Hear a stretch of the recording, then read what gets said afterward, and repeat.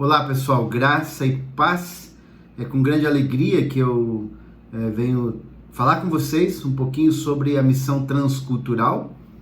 E eu quero ler o versículo 8 do capítulo 1 de Atos, quando Jesus fala com os discípulos.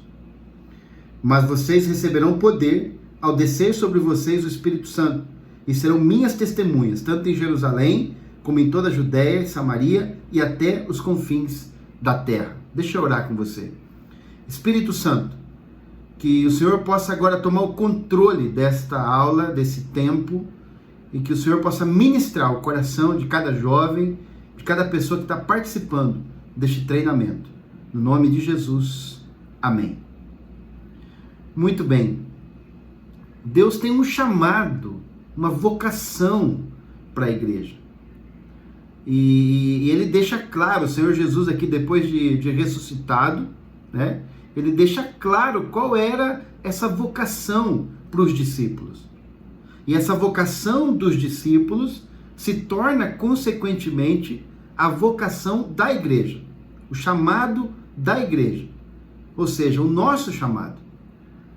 E o chamado aqui de Jesus, a vocação que Jesus está dando aqui para os discípulos, ele está dizendo, olha, vocês vão ser testemunhas em Jerusalém, Judéia, Samaria e até os confins da terra. Então Jesus ele está deixando muito claro qual era o projeto, a missão dele para com os discípulos. E aqui nós vemos, que a palavra testemunha, ela tem no seu original o significado mártir, que é alguém que está disposto a morrer por uma causa. E Jesus está dizendo, olha, vocês vão ser revestidos de poder do Espírito Santo, capacitados para entregar a vida de vocês para o testemunho do Evangelho. Ou seja, o testemunho do Evangelho vai tomar conta de todo o seu ser, de tudo que vocês são. E vocês vão se envolver completamente com o chamado. Amados, isso é muito importante para que nós possamos entender a missão de Deus no mundo. Entender que Deus ele delegou essa missão para nós, que somos a igreja dele. Então a missão de Deus é a missão da igreja. A igreja existe para a missão. Você e eu existimos para a missão. A nossa vida ela está completamente tomada por esse propósito de Deus, que é fazer discípulos, ser testemunha desse grande evangelho, dessa grande obra que Jesus realizou na cruz por todas as pessoas. Muitas vezes nós queremos fazer tantas outras coisas e também a missão.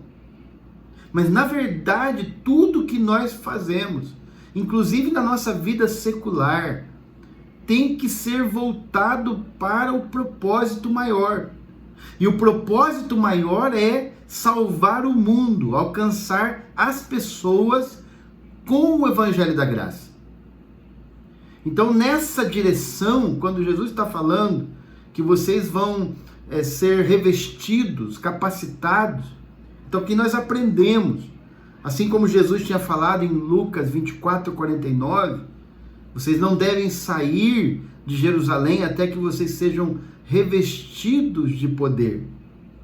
Jesus está dizendo, olha, vocês vão ser capacitados. O Espírito Santo vai encher a vida de vocês. E ele vai dar dons, ele vai dar autoridade. Tudo aquilo que aconteceu na cruz, todo o evangelho, toda a pregação de Jesus, agora ia ser imprimido no coração dos discípulos, no interior deles, para que eles pudessem provar dentro deles todas aquelas palavras que Jesus tinha falado. E é tão certo isso que Jesus tinha falado que quando o Espírito Santo viesse, o Espírito Consolador, ia ensiná-los todas as coisas, ia fazer com que eles se lembrassem de tudo que Jesus tinha ensinado, e que ia guiá-los a toda a verdade. É interessante que o Billy Graham, no livro dele escrito O Espírito Santo, ele fala que Jesus veio para nos dar a vida eterna e o Espírito Santo nos dar a vida interna. Então Jesus está dizendo para os discípulos que eles não poderiam fazer nada sem o poder do Espírito Santo. Então nós precisamos aprender, né, que nós necessitamos do Espírito Santo. Não existe missão local, missão nacional, regional, internacional, transcultural, sem o poder do Espírito Santo. Sem o revestimento do Espírito Santo, é absolutamente impossível fazer discípulos. Porque fazer discípulos é um milagre. A transformação na vida das pessoas só acontecerá através do poder do Espírito Santo. Então Jesus está dizendo que nenhuma igreja ia nascer, e tanto que no dia do Pentecostes será a inauguração da igreja, se não fosse através do descer ali do revestimento do Espírito Santo no dia do Pentecostes. Esse é algo muito importante para nós que pensamos e que queremos fazer a missão. E a segunda coisa aqui, quando eu digo que Jesus está dizendo que eles tinham que ser testemunhas, significa dar a vida pelo projeto, é que o Espírito Santo ele não pode guiar se nós não nos submetemos, se nós não diminuímos, se nós não entregamos a nossa vida completamente para o agir do Espírito Santo.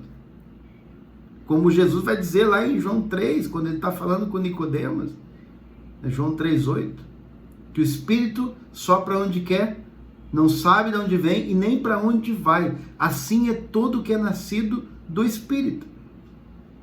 Então, para que o Espírito Santo possa fazer a obra em nós e através de nós, nós precisamos morrer. Então, esse é o sentido aqui da testemunha. É alguém que está disposto a morrer para si mesmo, a entregar os seus prazeres, a entregar a sua própria vontade, para que o propósito de Deus se cumpra, para que o Evangelho se espalhe. E o Evangelho não tem se espalhado, não é porque falta o Espírito Santo, é porque está faltando pessoas entenderem que o Espírito Santo só pode usar pessoas que verdadeiramente se entregam no altar de Deus com uma decisão de não amar a sua própria vida, mas de amar a vida de Deus, amar em primeiro lugar o reino de Deus e toda a sua justiça. Ah, mas pastor, eu não posso ter minha vida, eu não posso ter meus sonhos. Sim, claro que você pode ter seus sonhos, você pode ter seus projetos, mas todos os seus projetos têm que ser para glorificar Deus. Em tudo que nós fazemos, tem que ser para contribuir para o projeto maior, que é a implantação do reino de Deus. Então, se eu trabalho é para a glória de Deus. Se eu tenho algum projeto, tem que ser para a glória de Deus. Então, não existe alguns projetos que eu faço para minha própria glória e outros para a glória de Deus. Não. Tudo que envolve a minha vida tem que ser para a glória de Deus. Jesus dizia: minha comida é fazer a vontade do meu Pai e realizar a sua obra. Então o alimento diário nosso, o anelo, o anseio, o desejo mais forte do nosso coração deve ser cumprir o propósito, que é testemunhar. Eu acho muito importante, né, e também destacar aqui, né, o próprio apóstolo Paulo, quando ele está falando com os líderes da igreja em Éfeso, né, no capítulo 20 de Atos, versículo 24, ele fala assim: porém nada considero a vida preciosa para mim mesmo, desde que eu complete a minha carreira e o ministério que recebi do Senhor Jesus para testemunhar o evangelho da graça de Deus. Então o apóstolo Paulo, ele tem exatamente esse propósito, essa decisão que nós estamos falando aqui, de não considerar a vida dele preciosa para ele mesmo, contanto que ele cumprisse ou completasse o propósito, a carreira. E a carreira era o ministério. E o ministério era testemunhar o evangelho da graça. Paulo está disposto a morrer por esse projeto. Então Jesus, ele está chamando os discípulos, chamando a igreja, para entender que ela precisa se envolver. Nós precisamos sair do nosso lugar de conforto. Precisamos renunciar aos nossos prazeres e entender que Jesus, ele necessita de obreiros. Quando Jesus estava ali, mandou orar, ele disse, olha, você tem que orar, pedir mais trabalhadores, porque a seara é grande, mas os trabalhadores são poucos. Jesus não mandou orar por mais membros. Jesus não mandou orar por um templo bonito, para ter um ar-condicionado, para ter uma cadeira bonita. Jesus mandou orar para mais trabalhadores. E nem mandou orar para ter muitos membros na igreja sentados para receber nada mais. Ele está pedindo trabalhadores, obreiros, dispostos a entregar-se a si mesmos, tomar a cruz e seguir. Isso é o que significa que Jesus está dizendo aqui. A capacitação, os dons espirituais, não é para vocês ficarem poderosos. Não é para vocês agora mostrarem como vocês são super espirituais. Vocês vão ser capacitados para morrer. Vocês vão ser capacitados para entregar tudo para o projeto. E o projeto é testemunhar. E testemunhar do quê? Do evangelho da graça. E que é o evangelho da graça? Jesus morreu pelos pecados da humanidade e ressuscitou ao terceiro dia. E venceu. E através dessa vitória, todos os que creem nele podem também alcançar a vida eterna e serem libertos dos seus pecados. Esse é o projeto de Deus. É para isso que Jesus está chamando você e eu. E esse projeto, ele é para o local onde nós estamos, ele é regional, ele é nacional e ele é internacional. Se você for para o outro lado do mundo, lá você vai fazer o mesmo. Abençoar pessoas e fazer conhecido o evangelho da graça. Através da sua vida, do seu testemunho e, se precisar, das suas palavras. Para que as pessoas possam conhecer, através de você, da sua influência, o Jesus que veio para salvar. Muito importante nós pararmos para refletir sobre isso. Agora, se você olhar aqui, Jesus, ele chamou a igreja, ele deu essa vocação para os discípulos em Atos 1:8, mas a igreja vai estar em Jerusalém até o capítulo 8 de Atos. Então perceba, primeiro, ele fala do revestimento, vocês vão ser revestidos. Segundo, ele fala, vocês vão ser testemunhas. E terceiro, Jesus fala da extensão, até onde os discípulos tinham que chegar. Olha, vocês têm que ir tanto em Jerusalém, Judeia, Samaria e até os confins da terra. Então vocês não podem ficar somente em Jerusalém. É certo que Jerusalém já era um desafio para aqueles discípulos que eram, na maioria deles, galileus. Que os da capital, Jerusalém, já tinham um certo preconceito com os galileus, porque os galileus não falavam muito bem o idioma, tinham vamos dizer assim, uma forma de falar mais simples.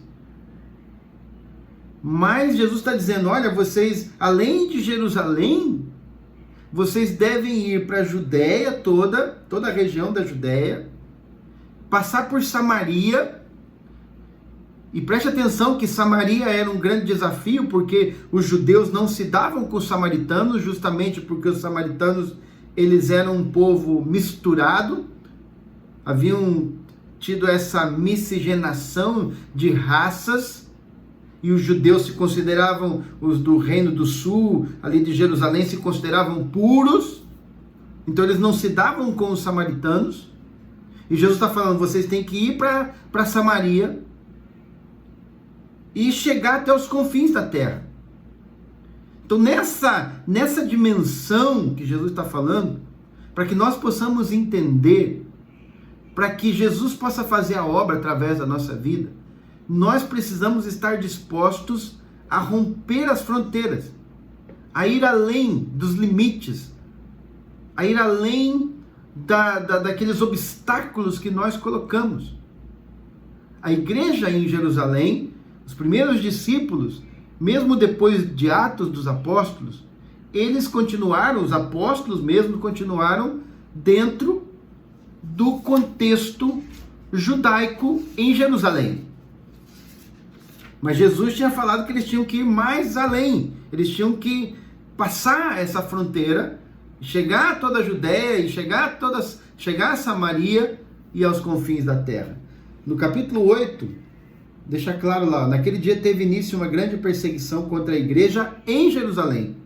E todos, exceto os apóstolos, foram dispersos pelas regiões da Judéia, cumprindo-se o que Jesus tinha mandado aqui em Atos 1:8, Samaria, cumprindo aqui o que Jesus estava falando, né? Alguns homens piedosos sepultaram Estevão e fizeram grande lamentação por ele. Saulo, porém, queria destruir a igreja, indo de casa em casa, arrastava homens e mulheres, lançando-os na prisão.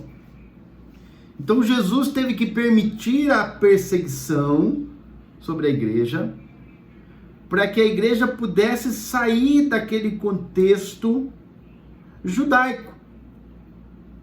E o primeiro mártir que vai ser ali morto, apedrejado, é Estevão. E Estevão era um dos 7 diáconos que tinham sido escolhidos para servir as mesas. Porque a igreja em Jerusalém começou a crescer, você sabe disso, né? Porque está lá em Atos 2:42 a 47, porque eles tinham a simpatia do povo, ou seja, do povo judaico.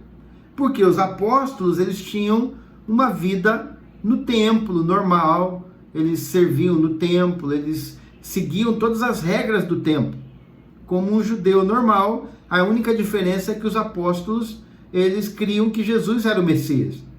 Então a igreja, de certa forma, encontrou paz no meio ali daquela cultura judaica. Mas o tema aqui é o seguinte: começou a crescer a igreja e muitos judeus helenistas começaram a se juntar. Quem eram os judeus helenistas? Judeus criados numa cultura grega e que falavam grego e que tinham muito mais forte as questões culturais gregas do que as próprias judaicas. E um desses que nós estamos falando de judeus helenistas é o próprio Estevão. Na verdade, os 7 diáconos, eles eram judeus helenistas, porque a igreja começou a crescer. E as viúvas, justamente dos judeus helenistas, de origem grega, estavam ficando sem o serviço. Então os apóstolos escolhem ali 7 homens helenizados para que servissem as mulheres viúvas helenistas. Só que Estevão vai além de ser um diácono. E ele vai realmente ter uma palavra muito dura em contra daquele sistema do templo.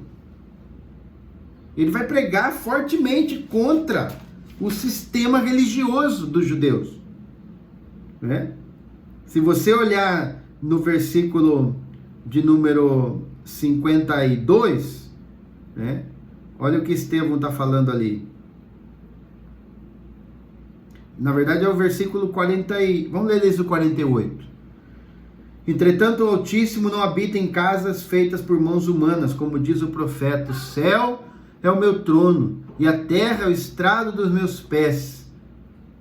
Que casa vocês edificarão para mim, diz o Senhor? Ou qual é o lugar do meu repouso?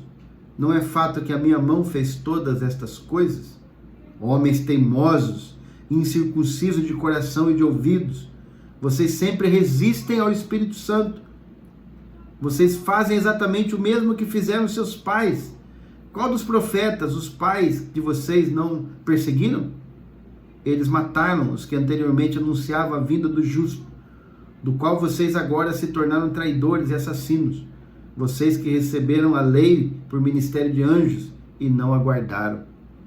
Então Estevão ele vai chocar-se exatamente contra todo o sistema do templo. E os judeus ali de Jerusalém, para você ter uma ideia, eles viviam em torno do templo. A questão, também havia uma questão financeira. Muita gente ao redor do templo. Então todo o sistema, os serviços do templo, trazia muita gente. Você lembra no dia do Pentecostes, né? Os judeus tinham 3 festas principais, que é a Páscoa, o Pentecostes e a festa dos tabernáculos.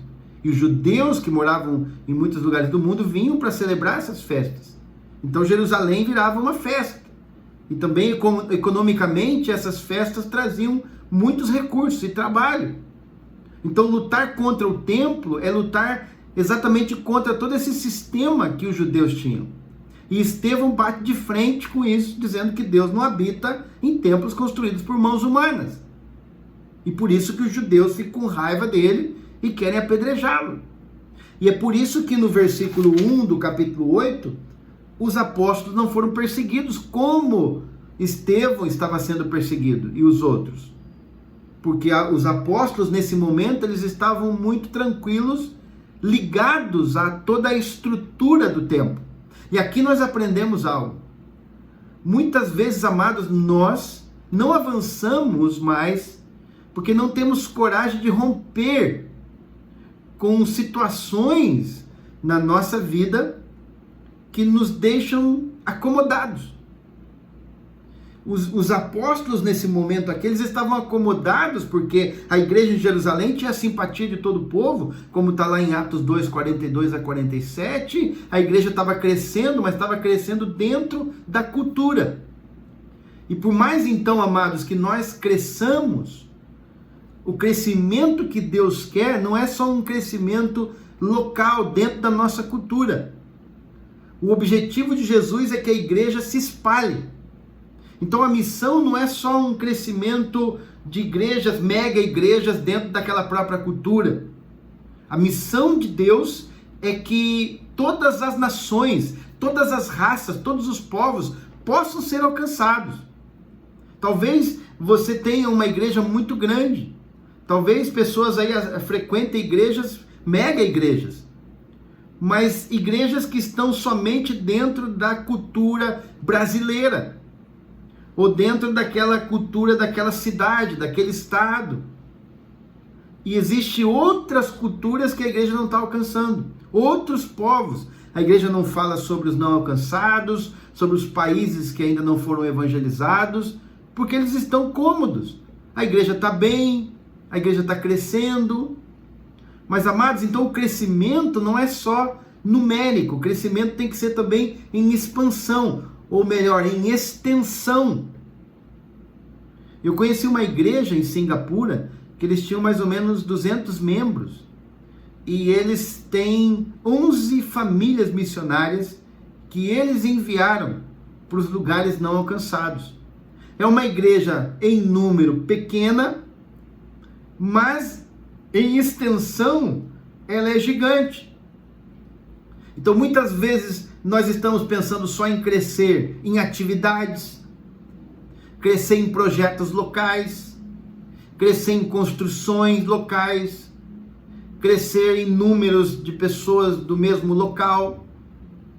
Muitas vezes a gente está ganhando pessoas que já eram de outra igreja e outras igrejas diminuem para que a nossa cresça. E a gente fica nesse círculo achando que nós estamos crescendo.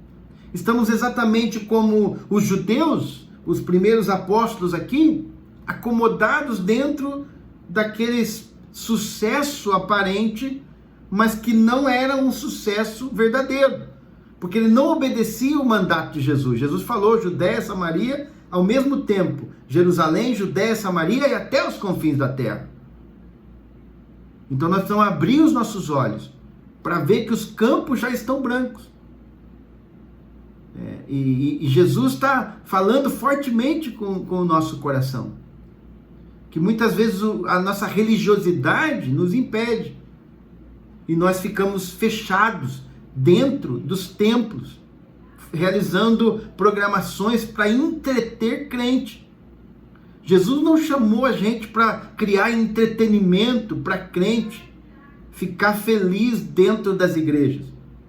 Jesus nos chamou para ser testemunha. Ele nos mandou testemunhar do evangelho para todas as nações. Então, igreja não pode ser lugar de entretenimento. Igreja não é cinema, não é teatro. Igreja não é palco de show. Igreja é o lugar onde o povo de Deus, os lavados e redimidos, se reúnem para decidir aonde eles vão agora tocar, que lugar eles vão tocar, que nação eles vão tocar, através da oração. Como que a igreja pode tocar as nações? Orando pelas nações, investindo financeiramente em projetos missionários, enviando missionários a curto prazo, a longo prazo. A igreja não é um lugar só para receber bênção. Jesus já nos libertou das cadeias das trevas. Jesus já quebrou toda a maldição. Através do sangue do Cordeiro nós somos mais que vencedores. Temos a vida eterna. Agora, a nossa tarefa aqui no mundo é fazer outros discípulos e dedicar a nossa vida especialmente para lugares difíceis, lugares não alcançados, lugares complicados. Amados, no próprio Brasil existem muitos lugares ainda não alcançados, tribos não alcançadas. Se você entrar num site chamado etnopedia.org, você vai ver lá as tribos totalmente não alcançadas. Tem até os mapas lá. E dentro do Brasil tem várias. E o que é totalmente não alcançado? É que não tem nenhum sinal de evangelização. É diferente dos não alcançados, que já tem algum sinal de evangelização lá e são considerados não alcançados. Então o que nós estamos fazendo para se envolver com essa missão global? A igreja em Jerusalém, ela estava fechada.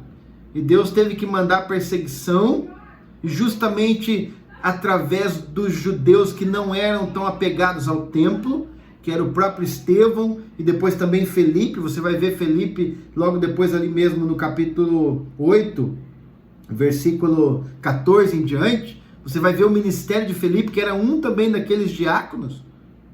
E esses dois, Felipe e Estevão, eles vão ir além do ministério da diaconia. Isso aqui nos ensina algo poderoso. Talvez você fale assim, não, mas eu já tenho o meu ministério, eu já faço aqui meu trabalho, já estou contribuindo. Deus quer que você vá além. Estevão e Felipe já tinham o ministério deles, já estavam servindo as mesas. Eles poderiam dizer, não, nós já estamos fazendo a nossa parte, glória a Deus. Mas eles foram além. Estevão chegou a ser morto por causa do evangelho e desatou toda uma perseguição para que o evangelho chegasse a outros lugares. Estevão foi tremendamente usado. E Filipe começa ali um trabalho, um avivamento acontece em Samaria, naquele lugar que os judeus consideravam impuros. Só para você saber, Samaria era parte do Reino do Norte, lá do antigo Reino do Norte. As 12 tribos se separaram, 10 tribos formaram o Reino do Norte, com Jeroboão sendo rei e tendo capital Samaria. E o Reino do Sul ficou com as 2 tribos, de Judá e de Benjamim. Então foi chamado o Reino do Sul, capital Jerusalém. E Jeroboão começou a adorar outros deuses, a ídolos, para que o povo não fosse até Jerusalém para adorar. E depois foram dominados pelos assírios. E os assírios vieram e se misturaram com os judeus do norte. E ali se tornou uma grande mistura de raças. E os judeus do sul, eles foram para o exílio também babilônico, mas eles mantiveram um pouco mais puro a cultura, a tradição deles, a raça deles. Então eles não se davam com os samaritanos porque eles consideravam os samaritanos já como impuros, porque eram misturados. E Jesus está aqui trabalhando através de Filipe para entrar e quebrar esse obstáculo de Samaria e começar a pregar o evangelho para os samaritanos. Jesus já tinha feito isso com a mulher samaritana. Jesus já tinha contado a parábola do bom samaritano.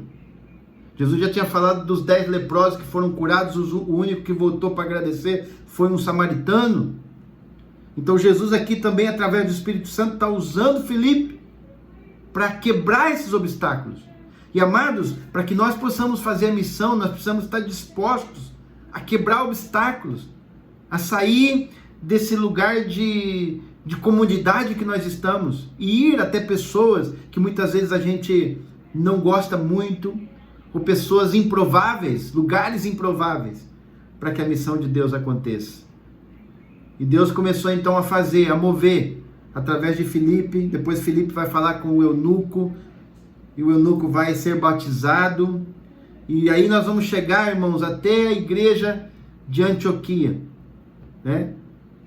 Na igreja de Antioquia, Deus vai fazer o propósito final, que é através da igreja de Antioquia, no capítulo 13 de Atos, a missão de Deus, ela vai chegar até os confins da terra, pensando na dimensão do mundo daquela época greco-romana.